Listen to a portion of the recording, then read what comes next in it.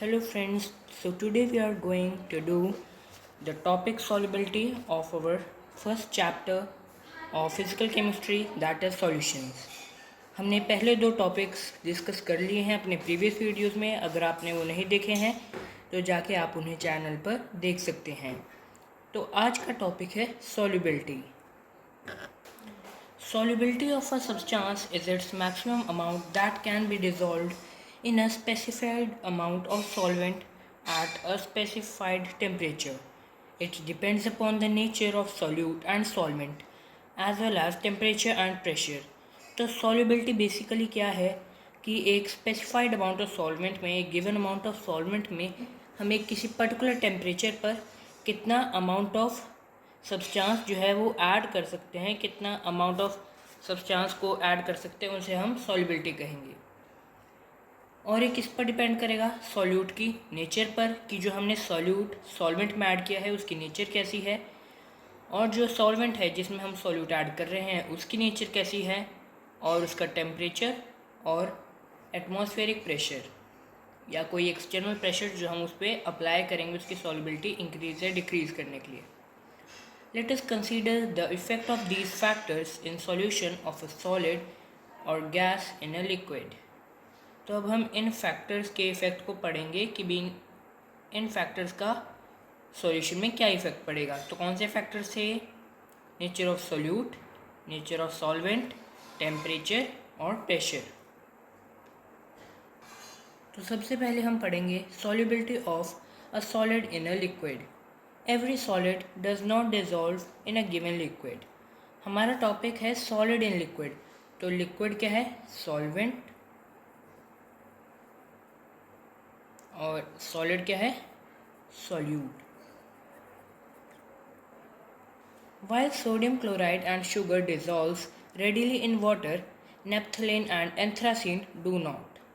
On the other hand, naphthalene and anthracene dissolve readily in benzene but sodium chloride and sugar do not.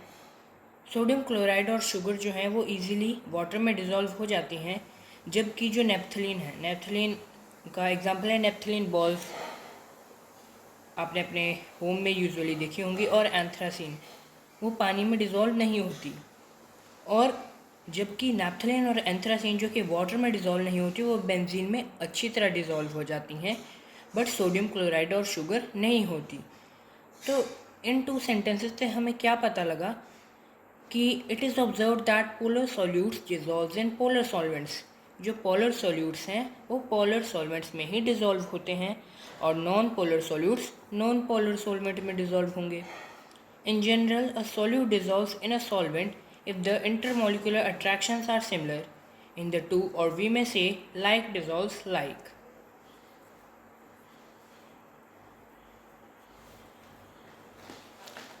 When a solid solute is added to a solvent, some solute dissolves and its concentration increases in the solution.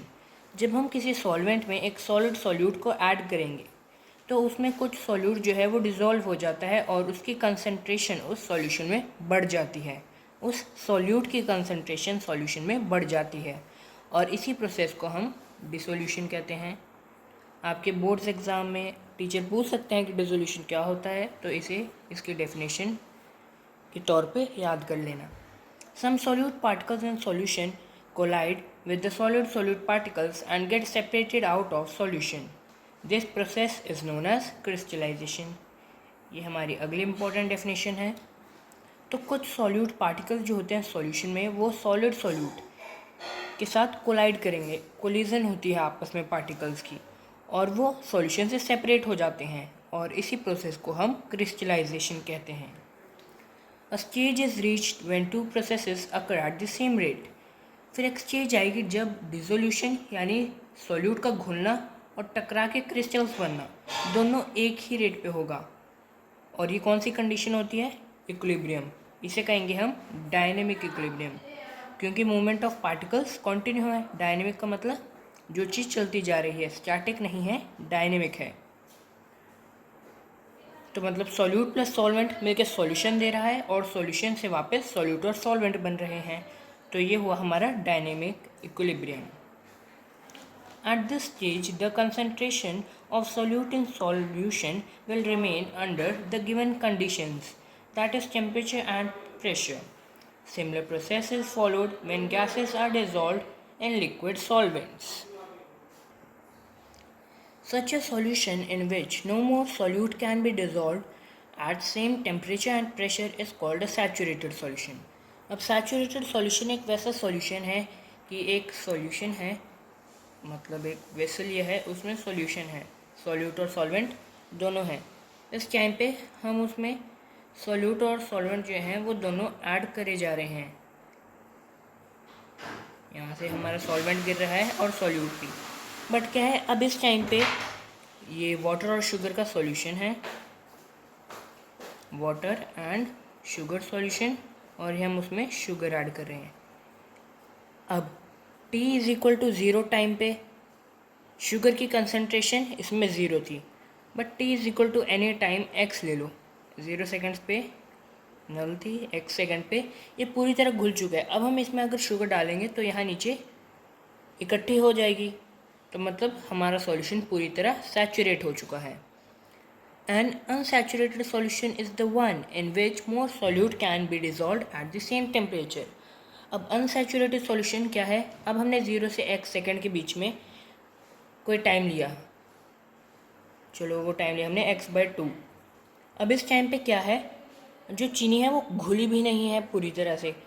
घुली भी नहीं है मतलब है कि अगर आप और शुगर ऐड करोगे तो वाटर के साथ वो और मिक्स हो सकती है, वो अभी क्रिस्टल्स नहीं बनाएगी, तो इसे कहेंगे हम unsaturated solution. The solution which is dynamic equilibrium is in dynamic equilibrium with the undissolved solute is the saturated solution.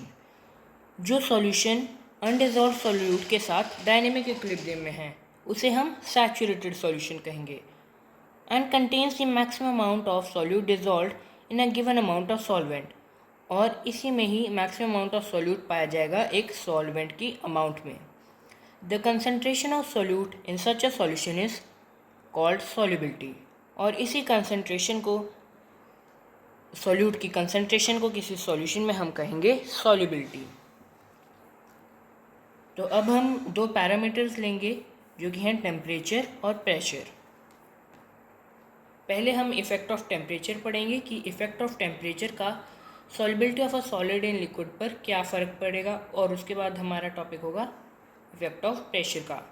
तो इफ़ेक्ट ऑफ टेम्परेचर हमारा पहला टॉपिक है, तो आइए पहले इसे पढ़ते हैं.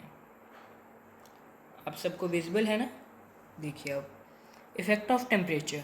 The solubility of a solid in liquid is significantly affected by temperature. Consider the equilibrium represented by question 1.10. This being dynamic equilibrium must follow Le Chatelier's principal.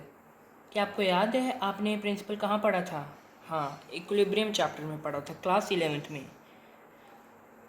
In general, if a nearly saturated solution, the dissolution process is endothermic, the solubility should increase with rise in temperature.